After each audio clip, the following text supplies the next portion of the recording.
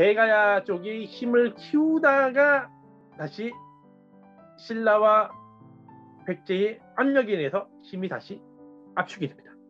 압축이 되자 어떻게 되죠?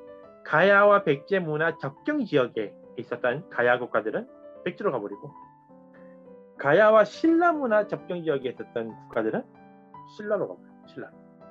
대표적인 게 비화가야예요. 비화가야, 이 창녕에 있는 비화가야는 갈수록 신라 유물들이 많아집니다. 그리고 나중에 아예 신라화가 돼버려요. 신라 지방 속국화가 돼버려요. 유물들이 그렇게 나오거든요. 그래서 빠른 시점에 비화가야가 신라로 편입돼 버렸구나, 이걸 보여주는 건데, 이런 식으로 대가야가 힘을 못 씁니다. 대가야가 이렇게 힘을 못 쓰니까 어떻게 되죠? 다른 소가야들이 우리가 살 길을 찾아봐야겠죠. 우두머리가 제대로 못하니까 그 밑에 있는 사람들이 자기 살 길을 한번 찾아보는 거예요. 새롭게 뚫어보고 싶은 거예요. 그래서 아라가야가 나와요. 여기 보면은 하만에 아라가야라고 있죠. 하만에도 하만 박물관에 있고 아라가야가 있는데, 이런 식으로 아라가야도 고분을 크게 만듭니다. 여기도 고분 크기가 만만치 않지 커요. 대가야보다 조금 작은 것 같은데 꽤 큽니다. 그래서 나름대로 독자지의 힘이 상당했구나 하는 걸 보여주는데, 여기도 고분이 한 크기가 길이로 한 2km 범위로 쭉 고분들이 쫙 나와 있어요. 한번 가시면 좋으실, 한번 볼 게 많을 겁니다. 고분도 구경할 수 있지만 박물관도 있으니까. 근데 여기서 보면은 창원에서도 창원 현동에서 아라가야 고분에서 배 모양의 토기가 나온 게 좌측이고, 우는 하만 아라가야 고분에서 말 모양과 대검들이 이제 발견된 게 이 우측에 있는 거예요. 이런 식으로 이제 발견됐는데, 여러분 지금은 창원이 하만보다 훨씬 큰 도시죠. 창원이 훨씬 커요. 하만이 딸린 도시가 돼가지고 하만 지역 사람들이 오히려 옆 동네로 가서 뭐 병원 같은 데 가려면 큰 병원이 없다 보니까 옆 동네를 가서 치료를 받고 옵니다. 근데 과거에는 어땠을까요? 창원 이쪽이 하만 문화권에 들어가는 변경 지역이었어요. 변경 지역에 나름대로 아라가야 쪽 토기들이 나오는 거고, 중심 지역에서는 철기 또는 큰 금으로 이렇게 장식을 한 칼 같은 게 이제 발견이 되는 거죠. 이런 식으로 아라가야들도 권력을 어느 정도 갖추고 있었고 독자성도 있었는데, 대가야가 힘을 못 비치니까 자기들이 외교 활동을 통해서 독립적인 어떤 소국들을 결합을 시켜서 생존을 위해 움직이기 시작해요. 특히 아라가야에서도 마리산 45분이라고 하는 고분에서, 하만 고분에서 금동관이 발견됩니다. 금동관 5세기 물건으로 나왔는데, 이 금동관 근래 한 3-4달 전에 출토된 거예요. 이게 3달 전에 출토된 거예요. 그래가지고 이상하게 여기 옆에 새 모양이 있어요. 이 새가 뭘 뜻하는지 몰라요. 공항일 수도 있고, 아니면은 하만 시대 사람들이 워낙 새라는 동물을 높이 봤기 때문에 그래서 새라는 동물을 새긴 걸 수도 있어요. 정확하게 모르지만 새가 달려있는 이 금동관이 발견됐습니다. 그래서 이쪽 세력도 나름 독자적인, 왜냐면 독자적으로 왜 보냐면, 이 금동관 보신 적 있어요? 이런 디자인은 신라에도 대가야에도 하만물론 금강가에도 볼 수 있는 디자인이에요. 이건 뭐냐? 구별되는 금동관을 제작해서 너희들과 나는 구별되는 왕이다, 이걸 표시하고 싶었다는 얘기죠. 그걸 표시하고 싶었던 거예요. 그래서 이 금동관이 발견됨으로 해서 아라가야가 정말로 독자적인 권력을 유지하고 있었던 어떤 나라였다, 이게 또 증거물이 되는 거죠. 그리고 아라가야도 일본과 교류를 합니다. 이 토기들이 대표적인데, 아라가야 여러 토기들이 일본에서 발굴된 게 요 우측에 있는 이 토기들이 우리 아라가야 하만에서 발견된 게 아니라 일본에서 발견된 거예요. 일본 고분에서. 이런 곳 아라가야와 일본이 교류를 하면서 토기를 보냈다는 거죠. 근데 흥미로운 건 하만 지역에는 일본 유물이 거의 안 나옵니다. 없습니다. 거의 없어요. 희한한 거예요. 그래서 이게 왜 이런가에 대한 여러 가지 추론들이 있는데, 여하튼 외곽 지역에는 일본 유물들이 나오는데 하만이 아닌 다른 지역에 있는 아라가야 영역 안에서는, 아라가야 중심 지역에서는 일본 유물이 별로 없어요. 참 희한해요. 왜냐면 나중에는 튀어나올 수도 있는데 요즘에도 조사를 하고 있으니까 현재까지는 일본 유물이 거의 안 나오고 있는 상황이다. 다만 일본의 아라가야 토기들이 등장하고 있다, 이런 걸 보여서 일본과 아라가야가 독자적인 교류를 하고 있었다, 이걸 보여주는 거고요. 그리고 아라가야에서 대형 건물 터가 또 발견됐어요. 예전에 발견된 한 거지만, 여기 요즘에는 여기를 공원으로 만들어서 딱 만들고 있거든요. 이 하만에서 이제 북쪽으로 가면 공원으로 이렇게 만들어놨는데, 이거 보면 이 건물 터예요. 여기 나무를 따다다다 꽂은 흔적 보이시죠? 구멍들. 여기 나무를 따다다다 꽂고 초가로 이렇게 집을 짓습니다. 당시에는 기와집이 거의 없었거든요. 기와가 없었어요. 초가로 이렇게 가지고 집을. 거대한 건물이에요. 나름대로 규모가 커요. 당시 수준으로 볼 때 규모가 꽤 큽니다. 그래서 요즘 학자들이 볼 때는 이게 혹시 국제회의를 한 터가 아닐까? 이 국제회의가 뭐냐면 아라가야가 대가야를 믿을 수 없게 되니까 자기들이 독자적으로 여러 소국들과 일본에 있는 세력들을 불러서 일본 세력만 부른 게 아니에요. 백제 사신도 부르고 신라 사신도 불러요. 불러서 더 이상 우리 가야를 괴롭히지 마라. 우리 독자성을 인정해달라 하면서 회의를 엽니다. 그 회의를 열기 위해서 요즘에도 큰 회의할 때 세계적인 회의를 할 때 우리나라 뭐 만들잖아요. 건물을 만들기도 하고 기존 건물을 리모델링 해서 쓰기도 하죠. 큰 건물을 만들어서 불러가지고 이제 회의를 한 게 아닐까 추정을 하고 있어요. 왜냐하면 건물대가 워낙 크니까 어떤 의미 있는 건물로 보는 거죠. 529년에 이 국제회의가 벌어지는데 흥미로운 거는 당시에 사신들을 불렀는데 신라와는 사신을 굉장히 낮은 계층을 보내요. 소위 말하는 끝발 없는 사람. 백제는 나름 그래도 격에 맞춘 사신을 보냈는데 사신만 보냈지 뭐 제대로 이야기를 들어주지 않습니다. 저 신라의 의도는 정확하게 뭐냐면 아예 끝발 없는 애를 보냈다는 건 왕이 하고자 하는 말만 떠들고 신라 왕이 하고자 하는 말만 떠들고 니들이 하는 말은 내가 듣고 가서 얘기만 하겠다. 내 자신이 결정권은 없다. 이겁니다. 이게 뭐냐? 요즘에 북한이 하는 외교가 똑같잖아요. 북한 보면 왜요? 외교관들 엄청 많이 파견해서 얘기하는 척하는데 걔네들은 결정권이 전혀 없어요. 결정권을 가진 사람은 누구죠? 김정은 하나밖에 없잖아요. 어느 정도 결정권을 갖고 있으면 고급 인재가 내려와서 자기가 어느 정도 유두리 있게 요 선까지는 내가 포기를 하되 요 선까지는 내가 이야기할 수 있습니다. 요걸 갖고 와서 서로 싸워야 되는데 북한은 그게 없잖아요. 그냥 멍청이들만 내려와가지고 왕 얘기만 듣고 왕 얘기만 발표해서 김정은한테 찍어달래 이거 하는 거. 근데 마찬가지예요. 신라도 당시에 권력이 있는 신하를 보내면 어느 정도 유들리 있게 이거를 외교 활동을 할 수 있는데 아예 낮은 계급을 보내버려요. 이건 뭐냐? 너희들과 교류하고 싶지 않다 이거야. 얘기는 그냥 듣고 왕이 한 신라 왕만 전달하겠다는 내용을 보이는 거죠. 백제도 그거보다는 조금 정성을 보였지만 어쨌든 행동은 똑같았어요. 결국 이건 뭐죠? 실패했더라. 가야가 이런 회의를 연 거는 아라가야가 회의를 연 거는 백제와 신라 사이에서 우리의 어떤 독자성을 인정해 달라는 회의를 만든 건데 두 국가에서 인정을 안 하니까 강대국이 인정을 안 하니까 약소국은 그냥 회의만 열고 끝나버린 거예요. 지금도 마찬가지예요. 한국이 지금쯤 선진국이 됐다고 권력을 가지고 있다고 힘을 가지고 있지만 뭐 잘못해서 중국과 미국이 결합을 해가지고 한 번 더 때려 패겠다 하면 이거 방법이 나옵니까? 물론 그런 일은 없겠지만 이런 식이에요. 강대국과 강대국 사이에서 우리가 힘이 없으면 아무리 외교 활동 열심히 해도 이게 소용이 없다. 이걸 이 아라가야가 이제 보여주는 건데 어쨌든 아라가야가 나름대로 대가야를 믿을 수 없으니까 자기들이 어떤 힘을 구축을 해서 뭔가 해보려고 노력을 했어요. 생존을 해야 되니까. 하지만은 그 실패한 이후에 어떻게 하죠? 곧바로 금강가야가 멸망합니다. 금강가야. 자 보시죠. 529년 회의가 벌어졌고 신라는 대놓고 무시를 해버렸어요. 낮은 계급의 사신을 파견해서. 그리고 곧바로 몇 년 뒤에 금강가야 멸망시켜버립니다. 그리고 가야의 왕족들, 금강가야의 왕족들을 진골 대우를 해버려요. 이건 뭘 뜻하는 거죠?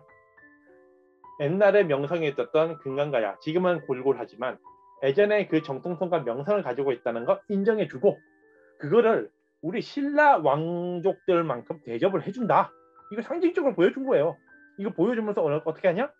야 너희들 아라가야든 대가야든 시끄럽고 우리 신라로 들어오면 너희 왕들 권력자 인정해준다. 진골급 대우해주겠다. 이 금강가야 봐라. 우리가 대우해주는 거 아니야. 외교 활동 그런 거 의미 없다는 거야. 우리로 들어와. 이걸 상징적으로 보여주는 어떤 사건이었어요. 이게 금강가야 멸망이. 근데 아라가야 여기서 멈출 수는 없었어요. 금강가야처럼 멸망할 수는 없거든. 그래서 독자성을 유지하기에 또 이제 여러 활동을 합니다. 백제 사비에서 541년, 544년 국제회의가 개최돼요. 자, 이렇게 금강가야까지 멸망하고 나니까 굉장한 위급함을 느끼죠. 가야인들이. 과거에 정통성이 있고 한때 가야의 우두머리였던 나라가 그냥 신라로 편입돼 버렸어요. 제대로 저항도 못하고. 541년, 544년 그래서 다시 문제가 생길까봐 겁을 먹고 있는 상황에서 백제 성왕이 사비성으로 부릅니다. 당시 사비는 신도시였거든요. 사비성으로 딱 불러서 국제회의를 개최하는데 최근에 부여 쪽에 조사를 하다가 이쪽 그 건물터가 발견되는데 이 건물터에서 이런 식으로 가야 유물들이 쩌쩌 발견된 거예요. 가야 유물들이 대가야 쪽 특히. 그래서 가야의 사신들이 여기 파견돼 가지고 또는 어떤 활동을 했던 흔적들이구나. 이 건물터에서. 즉 백제 사비 성왕이 가야의 여러 서곡들을 불러서 국제회의를 개최했다는 게 일본 서기에 이제 기록이 나오는데 541년, 544년 국제회의 개최하는 어떤 흔적이 아닐까? 이렇게 이제 추정을 하는 거예요. 그때 당시 성왕이 너희들 일로 와. 우리가 너희들을 보호해준다. 대신에 백제 군대들이 가서 파견돼서 너희들 지켜줄 거야. 그리고 중국에서 받아온 물건들, 예를 들어 고급진 물건들을 너희들에게도 나눠주겠다 해서 나눠주기도 하고 가져가라. 니네 본국에 가서 왕한테 주고 우리 백제 왕이 얼마나 너희 이 가야국들을 뭐 두텁게 여기는지 이제 신라를 그거를 우리가 지원해 줄 건지 이걸 막 설득을 시켜요. 근데 설득이 잘 안 되죠. 왜냐면 우리는 생존을 위해서 갔는데 군대가 파견돼서 사실상 뭐죠? 속국으로 만들겠다고 하니까. 다만 신라보다 조건이 조금은 좋은 게 뭐냐면 속국으로 만들어서 독립성은 유지해 주되 뭐 조금 기간 있으면 언젠가 없어지겠지만 그 독립성은 유지해 주겠다 한동안은 그거고 신라는 그냥 지금 당장 그냥 편입해서 없애버리겠다 이거예요. 그래서 여였던 국제회의는 성공도 아니고 실패도 아닌 상태로 끝나버리는데 아라가야가 손을 한번 써봅니다. 고구려로 사신을 보내요. 사신을 보내서 여러분 고구려 여러분 당신이 도와주세요. 백제 공격해주세요. 우리가 지원하겠습니다. 그래서 고구려가 오산에 있는 독산성을 공격해요. 이 독산성이 오산에 지금도 성이 이렇게 남아있어요. 흔적이. 근데 백제가 이 공격을 받자 신라가 지원을 해서 고구려군이 실패해요. 근데 포를 잡아서 조사하는 결과 아라가야가 사신을 보냈다는 결과물이 나옵니다. 그래서 백제 성왕이 화가 나가지고 아라가야 사신을 부르고 일본 쪽도 사신을 부르고 하는데 아무도 이제 안 오려고 그래요. 이제 위급해지고 자기들이 이제 위험하다 싶으니까. 근데 이 과정을 통해서 백제가 완벽하게 가야를 통제로 넣습니다. 가야들이 방법을 다 써봤는데 방법이 없고 고구려까지도 백제가 이제 물리치는 걸 보니까 더 이상 우리는 방법이 없구나. 그냥 신라보다는 백제가 그나마 나으니까 백제 편 따르자. 백제로 이제 넘어와요. 넘어와서 어떻게 하냐? 551년 나제 동맹이 북진합니다. 나제 동맹이 뭐죠? 신라, 백제 따서 나제 동맹이에요. 백제와 신라가 동맹을 맺고 북진을 해서 이 한강 유역을 갖고 있었던 고구려를 내쫓는 북방으로 내쫓고 자기들이 여기를 가지겠다. 그래서 이제 북진을 하는데 당시에 약속은 백제는 육군을 신라는 10군을 이제 장악을 했는데 약속은 이렇게 해서 이제 서로 뿜빠이 하고 끝나는 거였어요. 나눠 갖는 거 끝나는 건데 이게 웬걸이야? 신라가 한강 하류까지 들어오는 거예요. 왜? 신라 입장에서는 여기서 끝날 수가 없었어요. 한강 유역을 장악해야지, 한강 하류 유역을 장악해야지 중국과 교류를 할 수 있습니다. 중국이라는 나라로부터 당시에는 고급 문화를 받아왔어요. 예를 들면 지금은 미국 있죠, 미국. 미국으로부터 우리가 고급 문화를 받는데 일본이 중간에서 방해를 하는 거예요. 방해를 해서 야, 미국으로 직접 가지 마. 우리를 통해서 가. 우리가 갈 때 따라서 가. 이렇게 버리면 미국으로 또 많은 물건 받아올 수 있나요? 못 받아오죠. 언제나 일본한테 굽신거리면서 야, 일본님아 미국한테 말 좀 잘해줘. 그럼 일본이 가가지고 야, 우리 쫄병인데 뭐 이거 하면서 우리도 좀 주중기 제도 좀 주세요. 이렇게 돼버리잖아요. 그건 마찬가지예요. 지금 어떻게 하죠? 우리가 직접 미국으로 다이렉트로 연결해가지고 아니 일본이 아니라 우리가 직접 미국과 대화해야 합니다. 지금은 한일 간에 이게 대립이 심해지는 게 전 솔직히 말하면 미국 동맹 관계가 굉장히 크다고 봐요. 옛날에는 엄연히 미국이 야 돈 많아 하면은 일본이 달려오고 일본이 그러면 대만과 한국을 컨트롤하고 뭐 이런 어떤 위기 질서가 예전에 있었다고 봐요. 근데 솔직히 있었고 근데 한국이 치어 올라오면서 어떡하죠? 한국도 이제 미국과 직접 연결하고 미국 대통령을 직접 만나고 오히려 일본과 만만하게 이제 만나고 미국도 엄청 중요하게 만나주고 이러니까 어떻게 하죠? 일본 발언권이 약해지잖아요. 한국 발언권이 세지고 이것 외교 요거 때문에 일본이 전반적으로 한국과 이 대립하는 관계가 굉장히 세지는 것 같아요. 왜냐하면 이거와 비슷한 시절이 있었어요. 당나라 시절 때. 당나라 시대 때도 신라를 막 우대하고 일본을 낮춰주니까 일본이 난리법석을 칩니다. 왜 우리가 신라보다 못하냐고. 이런 시절이에요. 근데 이건 다시 이야기 차치하고 다시 넘어가면 이런 식으로 신라가 당시에는 백제를 통해서 양나라든 이제 중국이와 연결을 할 때 이런 식으로 연결이 됐어요. 근데 이것만으로는 발전을 할 수가 없어요.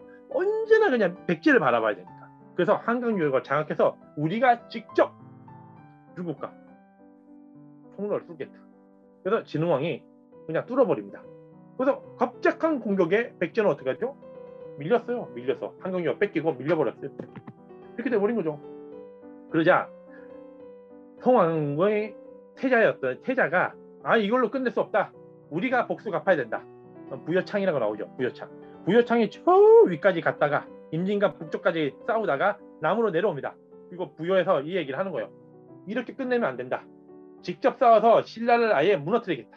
그래서 관상성에서 이제 전투가 벌어지는데 백제의 입장은 뭐냐면 신라가 서백산맥 안에서 밖으로 이제 뛰쳐나왔잖아요. 다시 서백산맥 안으로 밀어넣겠다는 거예요. 밀어넣어서 너희들은 조그맣게 지금으로 치면 경상남북도 안에서 살고 한강유역과 이 전반적인 우리 백제가 통솔하겠다. 너희들은 이걸 끝내겠다. 싸움이 벌어지는데 신라도 밀릴 수가 없죠. 그래서 관상성에서 이제 엄청난 전투가 벌어집니다. 이게 바로 서백산맥 입구에서 이제 벌어지는 싸움인데 여기서 성왕이 전사하고 말입니다. 성왕이 전사를 했어요. 김무력이라고 금강가야의 왕자였던 김유신의 할아버지가 갑자기 병력을 이끌고 내려와서 성왕이 이동하는 통로를 막고 성왕을 죽여버려요. 백제가 완전 깨져버렸어요. 근데 당시 백제가 신라를 제외한 가야 일본 동맹을 전부 끌어들여서 싸움을 벌였어요. 근데 어떻게 했어요? 피해고 망했다. 끝나버린 거죠. 끝나서 성왕은 죽고 백제가 일으켰던 전반적인 외교관계도 폭삭 무너져버리고 신라는 지가 살아버렸죠. 왜? 그 전에는 우리가 백제보다 아래였던 나라였는데 이제 백제왕 목을 잘라버렸으니까 올라가 버렸죠. 그리고 한강유역은 완전히 이제 우리 거가 돼버렸고 신라 거가 돼버렸고 이제 중국과도 무역이 뚫을 수 있고 엄청난 자부심이 터집니다. 진흥왕. 이때부터 이제 신라가 어떻게 말하죠? 소위 말하는 우리가 부처의 어떤 피를 갖고 있는 가문이다. 부처의 가문이다 하면서 완전히 이제 좀 뭐라고 해야 되나? 좀 희한한 어떤 종교 관념이 생겨버려요. 근데 여하튼 이런 일이 벌어지는데 이런 일이 벌어지면서 가야는 어떻게 되는 거예요? 백제만 바라보면서 결국 갔는데 갑자기 백제가 없어져 버렸어. 근데 신라는 이게 완전히 가야를 우리 거로 만들겠다 이러는 거예요. 그래서 결국 어떻게 되냐? 562년에는 신라 진흥왕 척격빈이라고 여기 국보가 있어요. 창녕에 가면 있는데 이미 6세기 전반에 비하가야는 신라에 기속되어 있었고 최종적으로 555년에 멸망하고 난 뒤에 진흥왕이 직접 여기를 와서 보고 그 기록을 남긴 게 신라 진흥왕 척격입니다. 이 비슷한 게 있죠. 북한산에도 이제 진흥왕 비석이 있잖아요. 그런 식으로 이런 식으로 진흥왕이 다니면서 했던 게 비석들이 자기가 승리하고 만든 통치했던 여러 지역마다 비석을 세우고 이름을 만들고 당시 공을 세웠던 이름들을 새김으로써 내 땅이다. 이걸 만드는 어떤 과정을 만드는 거예요. 555년에 완전히 멸망을 했고 561년에는 아라가야가 멸망합니다. 그래서 아라가야 지역에 성상산성이라고 그 뒤에 산성이 있는데 이 산성에서 신라목관이 막 발견돼요. 이게 뭐냐? 아라가야가 멸망하고 여기에 군부대 신라의 어떤 행정시설이 이동해 옴으로 인해서 거기서 이제 목간에 기록을 남기는 거. 세금을 걷고 자료를 수집하고 그게 이제 신라 목간에 나오는 정도로 여기가 완전히 이제 폭삭 신라 영역화가 됐다. 이렇게 보는 거죠. 고성에 있는 소가야도 562년에 신라에 병합됩니다. 이제 그건 막 무너져요. 왜? 날 보호해줄 백제가 없어지니까 이제 그냥 무너지는 겁니다. 무너져. 대가야는 어떻게 되죠? 마지막까지 버텼지만 신라 이사부와 사다함이 공격을 해서 결국에 대가야도 멸망. 그래서 결국 가야 영역의 거의 대부분 한 80% 이상이 신라로 갑니다. 나머지 20%는 이제 지리산 바깥으로 있었던 여러 조그만 소국들과 뭐 안쪽에 있는 소국 일부만 이제 백제로 들어오고 나머지는 거의 대부분 신라로 넘어오면서 최종적으로 신라의 대승리로 마감이 내면서 가야는 역사에서 뿅 하고 사라지게 되죠.